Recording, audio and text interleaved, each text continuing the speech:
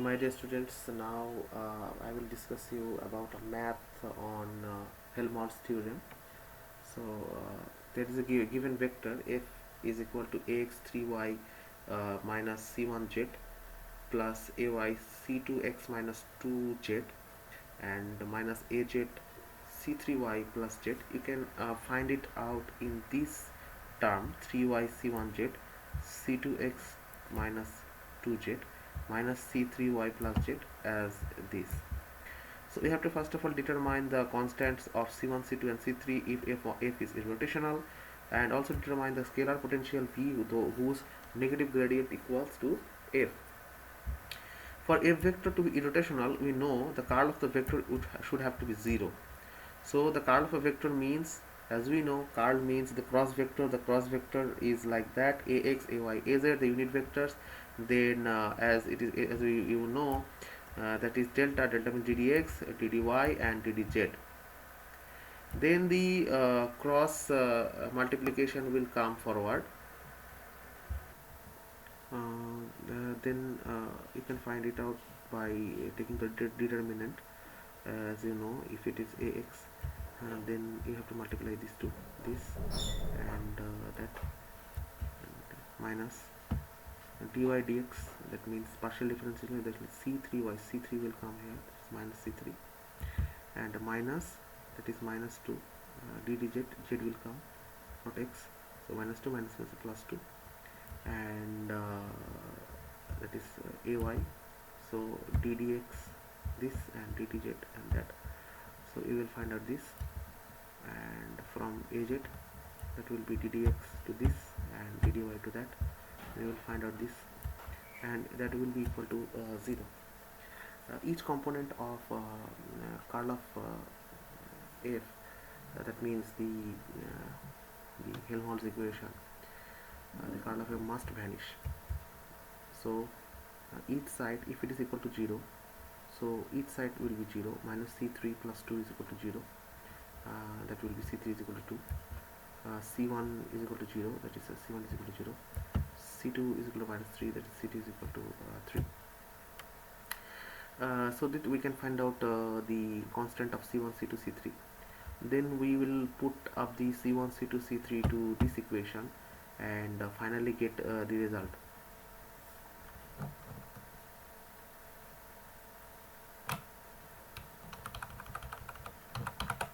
Now the point is that since the f is irrotational and it can be expressed as the negative gradient of a scalar, the second part of the math, negative gradient equals to f.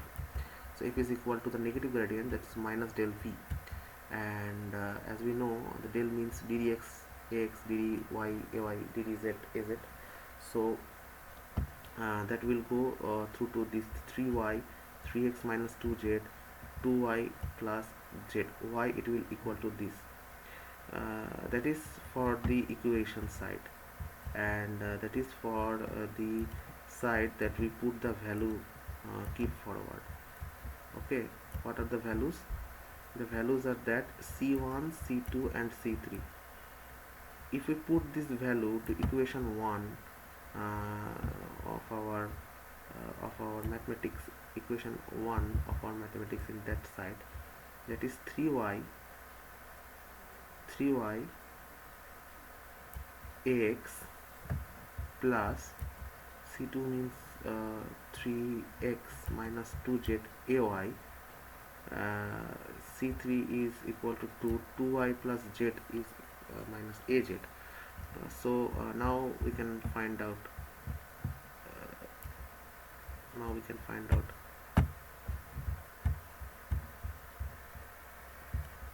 so getting the value from this, after giving the c1, c2, 3, 3 value to the equation number 1, we can get these, and now we can equate these two equations, this f and that is for the condition, equation number 1, and that is for giving the value, we can get this equation. So these two equations are now equate to each other. That means this part is now equal to that part. both are equal to F. So dv dx minus dv dx is equal to 3y, dv dy is equal to 3x to z, dv dz 2y plus z. Okay. Now let us go to the next part. Is what I have said earlier, that is there. Now you can see that there are three equations: dv dx minus 3y, dv dy minus 3x plus 2z, dv dz 2y plus z.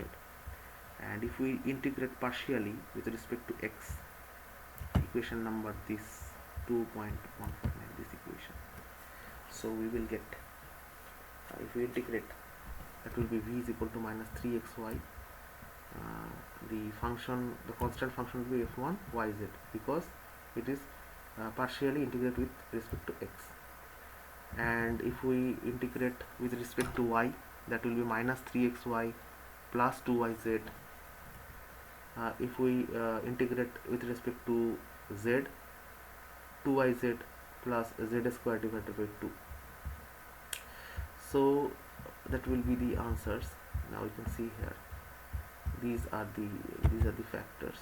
You can see the three factors, important factors, that is gonna really do it the best. V is equal to minus 3xy plus 2yz plus z square. Just commuting the three equations to each other, we can get this. That is all for the Helmholtz equation mathematics. Now coming back to the point of Coulomb's law, the example number 3.1. Determine the electric field intensity at P minus 0.2, 0, minus 2.3 due to a point charge plus 5 nanocoulomb at Q is equal to 0.2, 0.1, minus 2.5 in air. All dimensions are in meters. So our main equation will be this. So we have to find out the vectors first of all. There are the two charges. First of all, the charge, the point field intensity, we have to find out point at P, and the charge is located at Q. These two are locations, that is AX, AY and AZ component. You know it better. Now if we just want to start the mathematics, go on, first of all find out the vector. The position vector for the field point P is R is OP, 0.2 AX minus AZ 2.3. Position vector for the point charge Q, 0.2 AX, 0.1 AY minus AZ 2.5. As we know, minus 0.20 2.3 P, and Q is equal Q, the coordinate of Q was 0.2, 0.1 and minus 2.5. The difference is R minus R dash. The R dash will be the point charge and R will be the field point. So after just giving the minus here, so minus 0.2, minus 0.2, minus 0.4, there is no AY 0, 0 minus 0.1 is equal to minus 0.1, minus 2.3 minus plus 2.5, that will be go to the plus 0.2, and the magnitude, that means if we take the magnitude, that will be root over 0.4 whole square minus 0.1 whole square minus 0.2 whole square. Then we can find out the distance or the magnitude. Now if you just put the value to this equation, Coulomb's law, 1 by 4 by epsilon naught, that means 9 10 to the power 9, and 5 nanocoulomb, Q is equal to 5 nanocoulomb, 5, that is the 10 to the power minus 9 nanocoulomb, and R minus R dash cube, 0.458 cube is there, and the vector R minus R dash is here. So that is the answer of the Coulomb's law, and the final answer will be like that after calculating this volt per meter. And that is the end of the mathematics related to electromagnetics, Coulomb's law, the vectors and all others. Thank you very much for being with me.